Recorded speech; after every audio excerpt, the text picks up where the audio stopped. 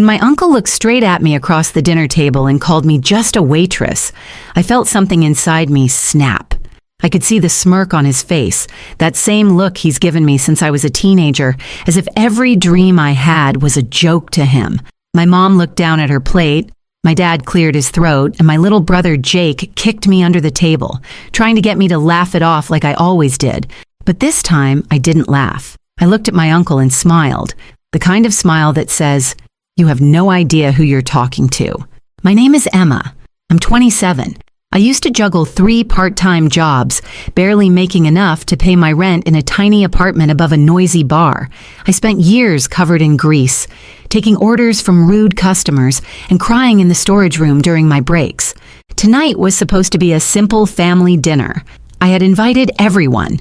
My mom, Karen, always so gentle but too afraid to speak up.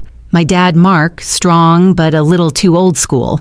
And Jake, my 16-year-old brother who thinks I'm a superhero even when I'm a total mess.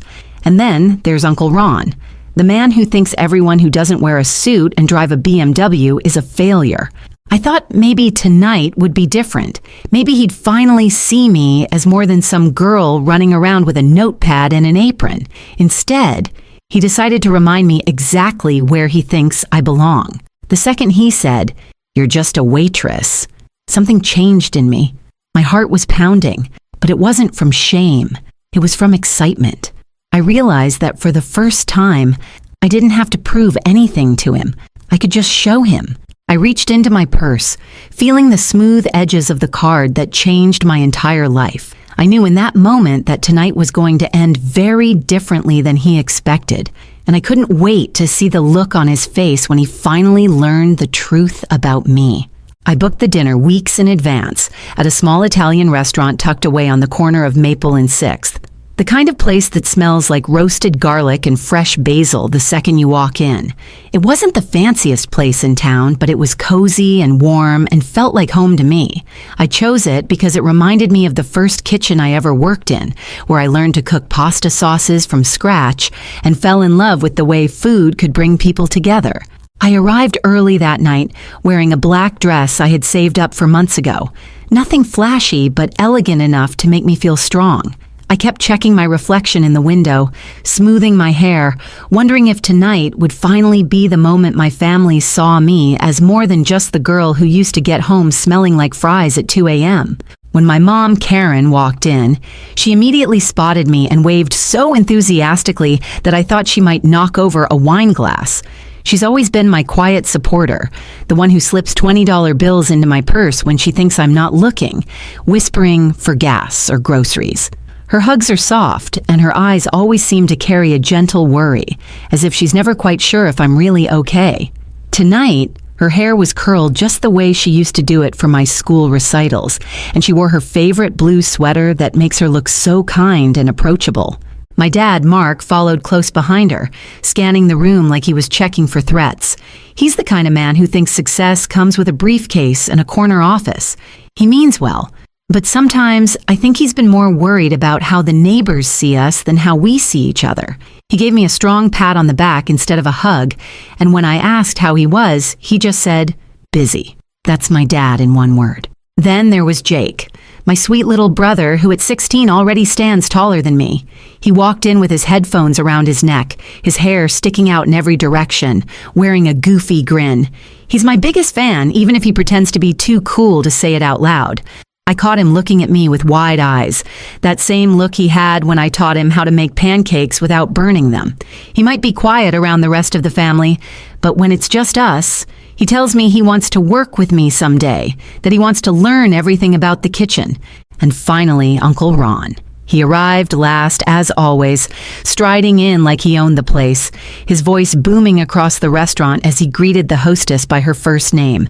He wore a crisp gray suit and a gold watch that he loved to flaunt whenever he gestured or checked the time. I watched him glance around the restaurant, probably judging the decor and thinking it wasn't good enough for him.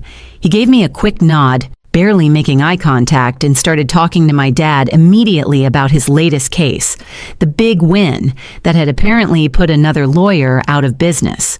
As we all sat down, I tried to keep the conversation light. I asked Jake about his soccer game, complimented my mom's hair, and tried to steer clear of anything that might invite Uncle Ron's judgment. But it felt like waiting for a storm you know is coming. Every time Ron shifted in his chair or cleared his throat, I braced myself for some cutting comment or sarcastic remark. While we ordered appetizers, my mom kept glancing at me, giving me these little half smiles that said she was proud, but also worried about how the night would go. My dad barely looked at the menu, muttering that he'd just have whatever's good, clearly more interested in hearing Ron talk about his expensive new car or his golf scores. Underneath the table, Jake texted me. When I checked, it said, "Don't let him get to you tonight." "You're amazing." I wanted to hug him right then and there. I quickly typed back, "Thanks, buddy. I got this." I sat there, taking in the people I loved most in the world, each of them carrying their own stories and expectations.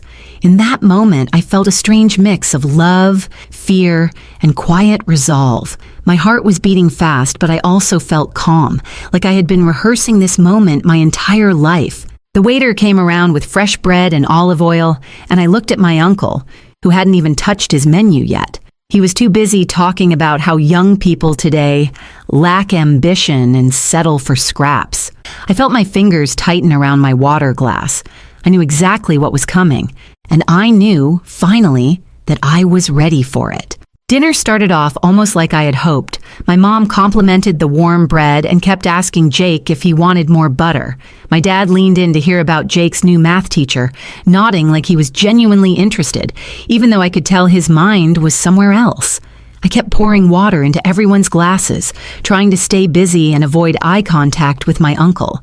But Ron, of course, had to make himself the star of the night. He began telling a long story about a client who refused to pay his outrageous legal fees and how he put them in their place with a few threatening letters. He laughed so loudly that the couple at the next table turned to stare. I focused on tearing little pieces of bread, feeling each crumb under my fingers, trying to keep my breathing steady.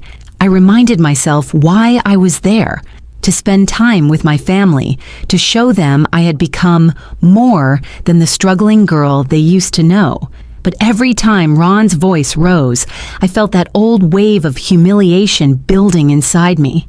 Like I was back in high school listening to him tell my dad how I would grow out of this little food hobby and get a real job someday. Ron finally turned his attention toward me, his eyes gleaming like he was ready to pounce. He took a long sip of his wine, set the glass down a little too forcefully, and then leaned forward. His smirk spread across his face like a stain. "So, Emma," he started, stretching my name out as if he were addressing a child. "How's life in the fast lane? Still serving burgers and scrubbing ketchup off tables?" I felt the whole table tense. My mom's hand hovered over her glass. My dad shifted in his seat, suddenly fascinated by the flickering candle in the center. Jake's fork clinked against his plate, and he looked at me with wide, panicked eyes. I swallowed hard and forced a polite smile. "Actually, I haven't served burgers in a long time, Uncle Ron," I said, trying to keep my voice steady. "Oh," he replied, raising an eyebrow. "What is it now? Chicken nuggets? Pizza slices? You know, when I was your age, I was already making 6 figures and driving a brand new Mercedes." He leaned back in his chair, his laugh echoing across the table. Every word felt like a slap. I could almost hear my teenage self crying in the back room at my first waitressing job, feeling worthless after a customer had thrown a plate at me because his steak was too rare. I thought about all those nights I came home so tired I fell asleep in my uniform, the tips barely enough to keep my lights on. And then I thought about all the mornings I woke up before sunrise to prep sauces, the days I spent studying business plans and sketching menus, and the endless hours I put into building my dream. I looked at my mom, her eyes pleading with me to just let it go. My dad still wouldn't look at me, staring down like he wanted to disappear. Jake opened his mouth as if he wanted to defend me but thought better of it. Ron didn't stop. He launched into another story about a junior lawyer he fired last week because kids these days think they're too good for real work. He glanced back at me every few sentences, clearly enjoying himself as though humiliating me was just part of the evening's entertainment. My blood felt hot in my veins. My heart pounded so hard I thought he might hear it. I forced my shoulders back and sat up taller. I realized that every time I stayed quiet, every time I smiled and nodded, I had been giving him permission to define me. And tonight, I was done playing that role. I reached for my water and took a slow sip, giving myself a few extra seconds to think. I could feel Jake's eyes on me, silently begging me not to shrink away this time. My mom set her hand on my arm gently, as if she could sense the battle happening inside me. I squeezed her fingers softly, but didn't take my eyes off Ron.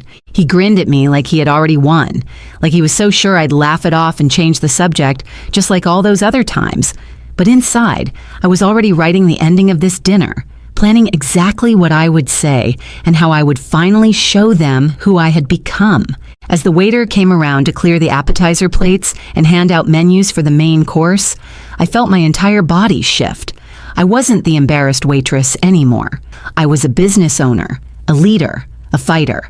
And tonight, in front of the people who mattered most, I was finally ready to stop hiding. I sat there, my fingers still wrapped around my water glass, feeling the condensation slip down onto my palm. I stared at my uncle as he kept rambling on, taking up space like he always did, convinced he was the smartest, most successful person at the table. I could almost hear my pulse in my ears, but under that noise, something else stirred inside me, a quiet, solid voice telling me this was it. This was my moment to stop shrinking, to finally step forward and take back the narrative he had stolen from me for so many years.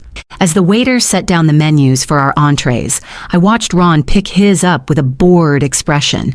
He didn't even look at it before he started bragging to my dad about a new country club membership he had just secured, dropping names of judges and politicians he claimed to know. I watched my dad nod along, half listening, clearly intimidated, and trying to appear impressed. My mom fidgeted with her napkin, her eyes darting between Ron and me, sensing the shift in my energy even if she couldn't put it into words. I leaned over to Jake, who had been quietly picking at the crust of his bread. I whispered, "You okay?" He looked up, his eyes big and earnest, and he nodded quickly, though I could tell he was worried about me. His silent support hit me harder than I expected. It reminded me of every late-night phone call where he'd ask, "Did you eat today?" Or every Saturday morning when he would hang around my apartment kitchen, trying to learn how to flip pancakes without breaking them. He'd always believed in me, even when I didn't believe in myself. I straightened up in my chair and took a deep breath. Every muscle in my body felt electric. The years of pushing through 14-hour shifts, cleaning floors after closing, arguing with suppliers over prices, and waking up with burns on my arms, all built to this one moment. I didn't need Ron's approval. I didn't need my dad to finally respect me, but I needed them to know the truth. I needed them to see me as I really was, not the small, apologetic version they had chosen to keep in their minds. The waiter came back to ask if we were ready to order. My uncle didn't even glance at him. He waved dismissively and said, "Give us a few more minutes. We're in the middle of a family discussion." He emphasized family like I wasn't really part of it, like I was some outsider taking up space at the table. That was it. I felt my decision crystallize, sharp and clear. I leaned forward slightly and looked straight at the waiter, ignoring Ron's dismissive gesture. I smiled warmly and said, "Actually, can I speak with you for a second? Privately." The waiter looked a bit surprised, but nodded and stepped closer. I stood up, my chair scraping softly against the floor. The entire table fell silent. I could feel my dad's eyes on me, could practically hear my mom holding her breath. Ron leaned back, clearly amused, as if he thought I was going to complain about the service or make a scene he could later mock. I walked with the waiter a few steps away, lowering my voice so the rest couldn't hear. I told him I wanted to cover the entire bill for the table. I pulled out my sleek, matte black business card with my restaurant's name embossed on it in silver letters. As I handed it to him, his eyes widened and he glanced back at me with newfound respect. I could tell he was trying to connect the dots but didn't dare to ask any questions. I nodded once, firm and confident, and he carefully tucked the card away. As I turned back toward the table, I felt lighter than I had in years. I walked back slowly, deliberately, every step echoing my resolve. I took my seat, folded my hands in my lap, and looked at each person around me. My mom's face was pale, but I could see the glimmer of hope in her eyes. My dad looked puzzled, probably trying to guess what I had said. Jake sat straighter now, leaning forward as if he knew something big was about to happen. Ron, meanwhile, chuckled under his breath, completely clueless that the ground beneath him was about to disappear. I realized then that I wasn't just reacting to Ron's cruelty anymore. I was choosing to stand in my own power. I had always told myself I would wait for the perfect moment to tell them about my restaurant, to share the news on my own terms. But the perfect moment doesn't exist. You have to create it. And tonight, I was done waiting. I was done being the quiet girl in the corner, afraid of being too loud, too ambitious, too much. I looked around the table one more time, soaking in their unknowing faces. A calm spread through me, like standing at the top of a hill right before the sun rises. I felt Jake's gaze land on me again, his eyes bright with excitement. I gave him the smallest, quickest smile. He grinned back, and in that split second, I knew I was ready. I watched as the waiter disappeared into the back with my card. My heart thundered in my chest, but I wasn't scared. I felt sharp, alive, like every nerve in my body had finally woken up after years of hiding. I could feel Uncle Ron's eyes on me, still smug, still assuming he owned the room. My mom kept glancing between us nervously, twisting her napkin into a tight rope in her lap. My dad shifted in his chair, clearing his throat over and over while Jake sat forward, eyes glued to me as if he were watching the best plot twist of his favorite movie. Ron took another sip of his wine and let out a short laugh. What was that all about? Did the waitress forget your order? Maybe you wanted to give them a tip on how to pour water correctly? He chuckled at his own joke, looking around the table for approval that never came. I leaned forward slightly, resting my elbows on the table. I felt my voice rise up from somewhere deep in my chest, strong and clear. Actually, Uncle Ron, I said, my eyes locked on his, I was just making sure our dinner is taken care of. He snorted, waving his hand in the air dismissively. Oh, please, Emma, let the grown-ups handle the bill. We wouldn't want you to blow your whole week's paycheck from the diner on one meal. I saw my mom flinch as if his words were a physical slap. My dad pressed his lips into a thin line but stayed silent. Jake clenched his fork so hard his knuckles turned white. But I didn't flinch. I sat back in my chair and smiled, that calm, controlled smile I had practiced in the mirror for years. A moment later, the waiter returned with the check neatly folded and placed it in front of me. With it, he set down my business card in full view of the entire table. He gave me a small nod, almost reverent, before stepping away again. I picked up the card slowly, deliberately, and held it between my fingers. I turned it so that the silver letters glinted in the candlelight. My restaurant's name shone proudly, Ember and Ash, Modern American Cuisine. I set it down in the middle of the table. This is my restaurant, I said evenly. I opened it last year. We just got featured in a city magazine last month as one of the top new spots to eat. And tonight's dinner, it's on me, well, technically, on Ember and Ash. The words hung in the air, heavy and electric. For a second, no one moved. My mom's mouth fell open, her eyes glassy with tears she didn't bother to hide. She looked at the card, then back at me, her lips trembling as she tried to form words. My dad leaned forward, squinting at the card as if he didn't believe what he was reading. His hand hovered over the table like he wanted to reach for mine but didn't know if he had the right. Jake let out a loud, shocked laugh. Wait, you own that place? The one on 5th? Emma, that's your place? His voice cracked with excitement, and he practically jumped out of his seat. I nodded, and he nearly knocked over his glass, trying to high-five me across the table. But the best moment was Uncle Ron. He stared at the card as if it were a live snake. His mouth opened, then closed again, no sound coming out. The color drained from his face, his arrogance crumbling in slow motion. His eyes flicked up to mine, desperate, searching for some hint that I was joking. But I held his gaze steady, my chin lifted, not a hint of doubt or apology. He finally found his voice, though it came out shaky. You own a restaurant, but you were just... I tilted my head slightly, watching him struggle.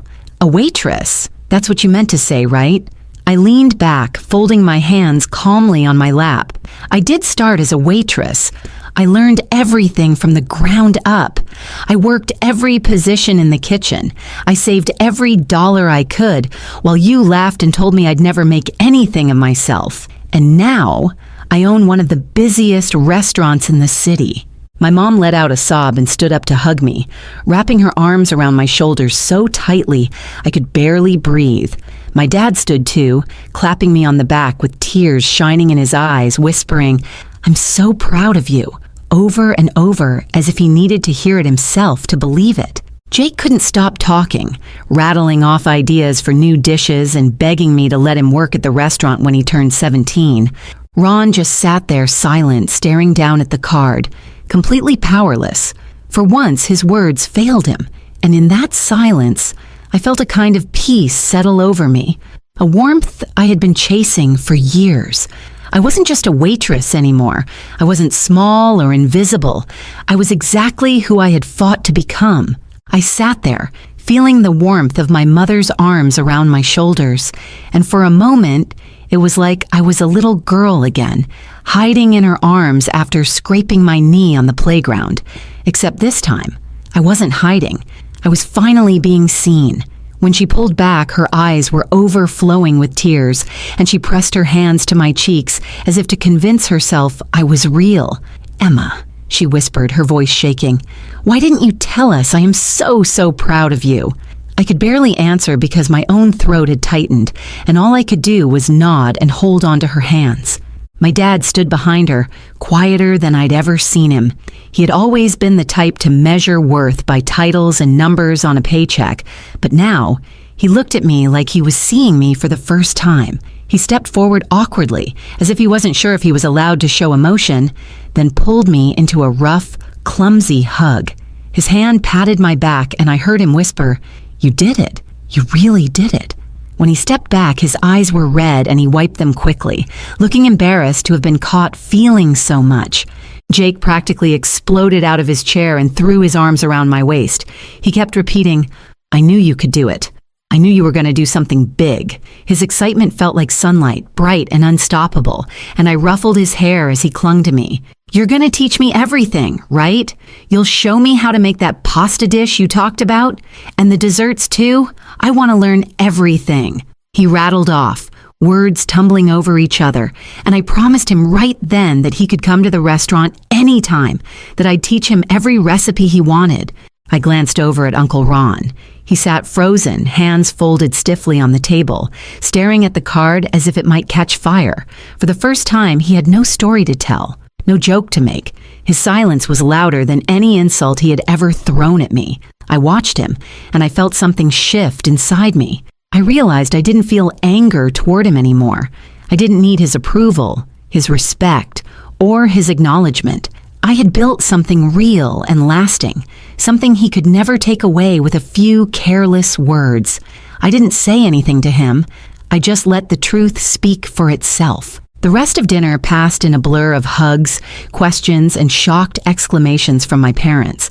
My mom kept asking about the restaurant, wanting to know what it looked like, what dishes we served, how I came up with the name. My dad nodded along, finally listening instead of lecturing, pride slowly replacing the old disappointment that used to flicker in his eyes. Jake told me he wanted to come work with me this summer, and I promised him a spot in the kitchen, even if it was just washing vegetables at first. After dinner, I paid the bill, sliding my business card back into my purse with a quiet satisfaction that warmed me from the inside out. As we stepped outside into the cool evening air, my mom wrapped her arm around mine and leaned her head against my shoulder. "You're amazing," she said, her voice soft but certain. My dad stood next to us, his hands in his pockets, but he kept sneaking glances at me like he still couldn't quite believe it. Jake ran ahead to the car, already telling my dad to hurry up because he wanted to go home and look up photos of Ember and Ash online. Uncle Ron trailed behind us, silent, his shoulders slightly hunched. I didn't look back at him. I didn't need to. Tonight wasn't about him. It was about me stepping into the light I had built for myself, finally shedding the weight of his dismissive words and my own self-doubt. As we drove home, I looked out the window at the passing streetlights, each one flashing by like tiny beacons. I thought about every moment that had led me here. The endless nights, the burned scars on my arms, the times I almost gave up. I thought about the customers who came in and raved about my food, the staff who now called me boss with pride, the day I finally saw my restaurant sign go up on 5th Street and cried in the middle of the sidewalk. I realized that success isn't just about proving people wrong. It's about proving to yourself that you were always enough, that the battles you fought in silence were worth it. Tonight, I didn't just change the way my family saw me, I changed the way I saw myself. If there's one thing I want anyone listening to remember, it's this. You are not the labels people throw at you. You are not just your mistakes or your starting point. You are the work, the fight, the passion, and the dream you keep alive even when no one else believes in it. You are the late nights and the early mornings, the quiet victories no one claps for. I smiled as we pulled into my parents' driveway, feeling lighter than I had in years. Tonight, I didn't just pay for dinner. I reclaimed my story, and I'll keep writing it, one plate, one late night, and one big dream at a time.